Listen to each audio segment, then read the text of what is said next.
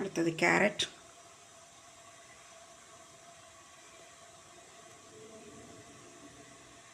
இப்போ பாருங்கள் இட்லி பாத்திரத்தில் தண்ணி வச்சு அது நல்லா கொதிச்சோடனே இட்லி தட்டில் இந்த எல்லா காயும் ஃபில் பண்ணியிருக்கேன். இது கொஞ்சம் ஆவியில் நல்லா ஸ்டீம் ஆகி நல்லா வேகட்டும். வெந்ததுக்கப்புறம் நம்ம எடுத்துகிட்டு தாளிக்கலாம். ஆவியில் நல்லா எல்லாமே நல்லா ஸ்டீம் ஆகி வெந்துருச்சு. இப்போ நம்ம தாளிச்சிடலாம். அடுப்பில் ஒரு பேன் வச்சு ஒரு 2 டீஸ்பூன் எண்ணெய் ஊற்றிருக்கிறேன். கொஞ்சமாக கடுகு உளுந்தம் பருப்பு போடுறேன்.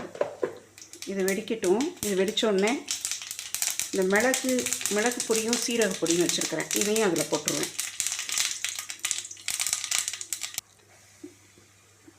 மிளகு பொடியும் சீரக பொடியும் நல்லா பொரிஞ்சிருச்சுன்னா அந்த ரா ஸ்மெல் இருக்காது. அதுக்கப்புறம் இந்த வேக வச்ச காயை இதில் போட்டுடலாம்.